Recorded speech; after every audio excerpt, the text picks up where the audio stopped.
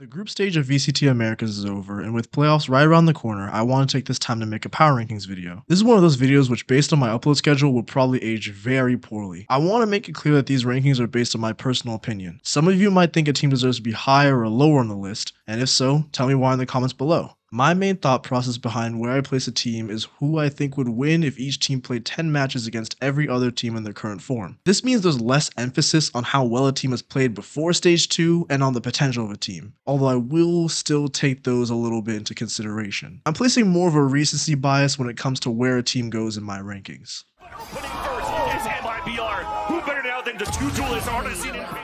The easiest team to rank is MIBR, who have been comfortably in the last place position not just in my personal power ranking, but in the official standings. Even though EG threw against them, it doesn't matter because they had no chance of qualifying for playoffs anyway. I'm a big believer that in Americas, any team can beat any team. There are no free wins, except for when it comes to this team. MIBR have consistently been the worst team in VCT Americas. I just hope that they take the offseason to reinvent themselves. I mean, to be fair, they also did take a map off of Loud, who coincidentally is the 10th seed on my power rankings. Still a delay, no commitment on the defuse. Less falls. All of Loud crumble. Oh, how the mighty have fallen. Loud looks so good in kickoff, but ever since their lousy stage 1 playoff performance, they have not even looked remotely threatening. They didn't lose to MIBR, but letting them win a map isn't a good look. They looked even worse against Furia, because even though they managed to bring back map 1, they still lost 2-1. That game honestly should have been a 2-0. Furia just got nervous thinking that they were going to finally beat the dominant Brazilian team and choke the first map. One of the main problems with this new iteration of Loud is that there's no defined duelist. Losing Aspas, who in my opinion is the best duelist in the world, was a big blow. They lost Aspas and gained QCK, a major downgrade, but at least they had a defined duelist. Now they have no one because he got dropped for Pincata, who started off a little slow but has heated up towards the end of the season, especially during the game against 100 Thieves. He looked really good during that game. The lack of a superstar duelist has really hurt this team, because when your IGL is also running the Neon, something isn't right. Ever since Loud changed their coaching staff, Sadak hasn't had much of a presence when it comes to his theory crafting and experimentation, which is what gets you Sadak on Neon. He's one of the greatest IGLs in the world, and he comes up with some pretty innovative ideas. I think it's time to let him back in the reins. It's the Dion and Furia, undefeated no longer.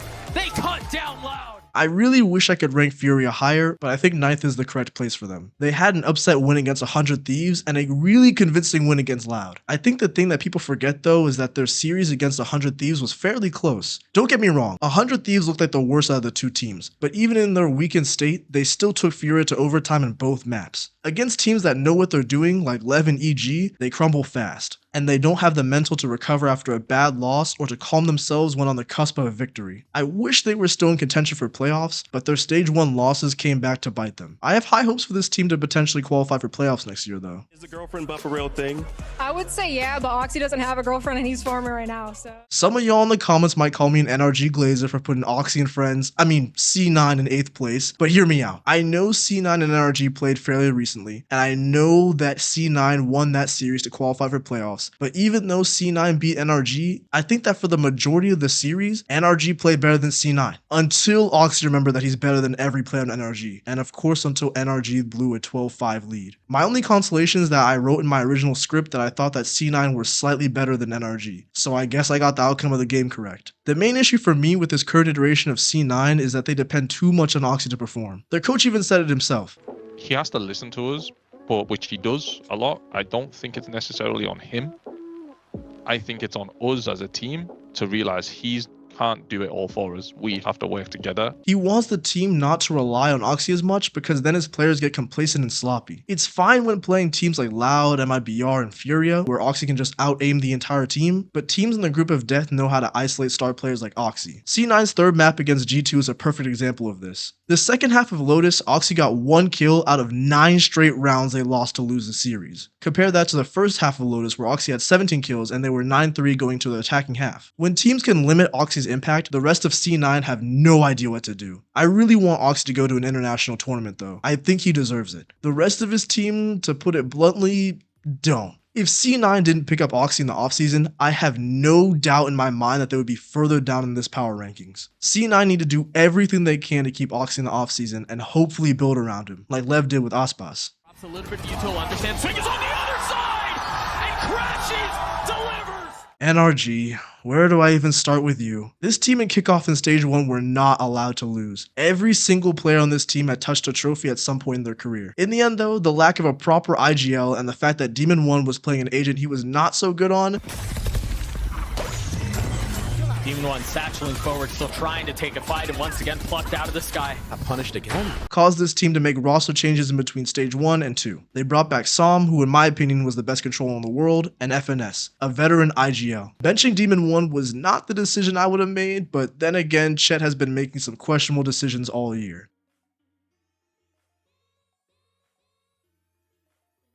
They replaced their firepower with the ability to actually win attacking rounds. Now that Ethan doesn't have the added pressure of IGLing, he looks like he's back in championship form. They started this stage getting smacked by Sen and G2, two teams that are clearly way better than them, but they won against Crew, a team who coincidentally won against C9, further proving my point. Although the start of the Crew versus NRG game wasn't convincing, by the end, FNS almost had a positive KD, and Som looked like he was starting to come back in form. Unfortunately though, they missed out on their chance to qualify for playoffs. Not only did they lose a map where God gifted them a round, and it's gonna spot him, he gets detained.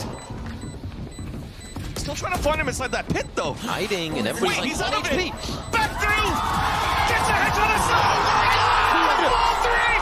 How did you do that, Storm? like I said earlier, they also blew a 12-5 lead, most likely due to the fact that they'd already thought they'd won the map. C9 did to them what they almost did to Sentinels. You'd think that they learned from the mistakes of the people that they almost beat, not to get too overconfident thinking that you're about to win the map when you're on match point. It's just a bit unfortunate that Oxy remembered that he was better than the entirety of the NRG roster halfway through Icebox. These next two teams were really difficult to rank because they've shown that they can be higher on the podium, but have recently been playing like they want to be a bottom half team. Crew, after 6 match losses in a row, they make sure that they do not end stage 2 winless. In 6th place we have Crew, who started the stage 5-1, and then proceeded to only win one game this split. The game against Sentinels was kinda close, but obviously Sentinels were slightly better that day. Crew then just got unlucky that NRG decided to wake up halfway through the series. Their game against G2 started off strong, but then they remembered that they wanted to qualify for playoffs without winning a game this split. They got lucky that C9 gifted them their playoff spot. To repay them, they got their first win of stage 2, beating C9. This should have been a victory for 100 Thieves all along. This is another ranking that I'll probably get flamed for, but I have to put 100 Thieves under EG, even though EG lost to 100 Thieves. Ever since coming back from Shanghai, 100 Thieves has had the most inconsistent stage 2 out of any Americas team. They went from winning playoffs and placing top 4 in Shanghai to losing to Furia, which was made even more embarrassing due to Busio's tweet. 100 Thieves realized that there are no free wins in Americas, other than MIBR, but they had to get smacked around by Lev first. 100 Thieves looks like Sentinels after they came back from Madrid, but unlike Sentinels, they didn't win Masters Shanghai. They're playing really sloppy and undisciplined, but because of their win against EG, they're locked into playoffs. Even so, that game was more EG underperforming than 100 Thieves playing amazing. Losing 2-1 against Loud also isn't a good look, especially considering they started that series winning their opponent's map pick 13-1. They really need that win in terms of placement and to avoid having to play Sentinels in the knockout round, but it looks like that's what they're going to have to do. Teams seem to have figured out their bind. They used to be the scariest team on that map, but now even teams like Loud can beat them. EG end the year at 4 and 6, falling just short of an opportunity at playoffs. I really thought Potter was about to do it again. EG looked really strong, even though they lost their entire championship roster. I really don't like the organization for what they did to my boys, but it's hard not to root for this new roster. Giacomo looks like one of the best duelists in Americas, and the rest of his team have been showing up in most of the games. It's not just a one-man show like C9. Unfortunately, they lost their game against 100 Thieves, and with that, their chance at qualifying for playoffs. Giacomo just did not show up that series, but mark my words, if he did, EG were winning that series 2-0. Going out the way they did against MIBR was just sad to watch, because I know EG is better than that. They just ran out of steam and wanted this season to end. I don't entirely blame them though. MIBR wanted it more than they did, and at that point, EG had nothing to play for. This was a flawless split from Leviatán.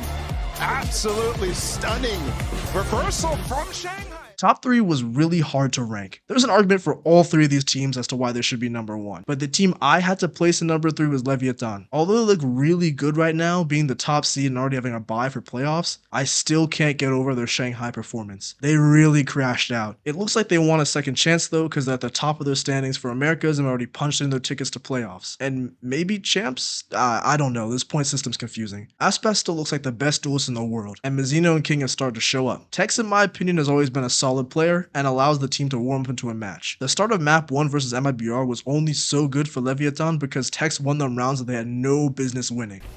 Oh, and that's the recon dart that breaks across our placement, but Tex is still there on the off angle. There's that second one. 30 seconds. Oh my God! From Tex with the Sheriff! Always unstoppable with that weapon. Advantage now for Leviatán. Conversion coming out from Leviatán on the Thrifty. Calm, though, has had a disappointing year, and is a big reason why this team isn't higher up on the podium. Calm has not been performing up to standard, which is disappointing to see from someone who won champions last year. Although his stage 2 performances look a little better, if Calm woke up and started playing the way I know he can, this team would look really scary. G2 return to Americas.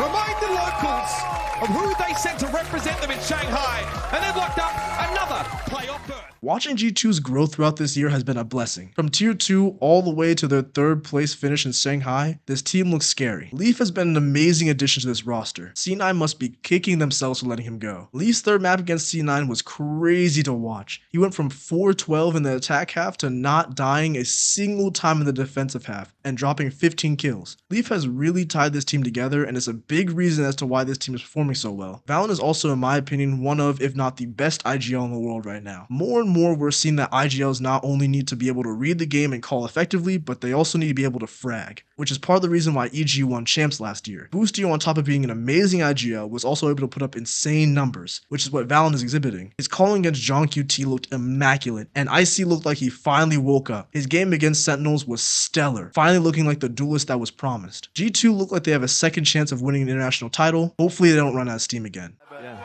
I mean, that is how you really build the next generation of Sentinels fans. Baby merch. Baby merch. By process of elimination, that means I think Sentinels are the best team in Americas. After a lackluster stage 1 performance, I wasn't too sure about their chances, especially considering they had to face up against the group of death. But maybe a vacation's all they needed, because it looks like they're back in Madrid form. They almost didn't drop a single map in stage 2, and they're all playing like they want to win champs. Zelsis has been really clutch for them in a lot of games, but especially in their series versus Crew. Zekin and Tens are both playing out of their minds, John QT is IGLing and still putting up numbers, and Sachi himself. I mean, Saucy is their foundation. That was a look at my VCT America's power rankings. Let me know what you think of it in the comments below. And let me know if I should make a power rankings for any other regions, or if I should make a deep dive video into some of these America's teams 2024 season. YouTube thinks that you'll like the video coming up, so hopefully I'll see you there.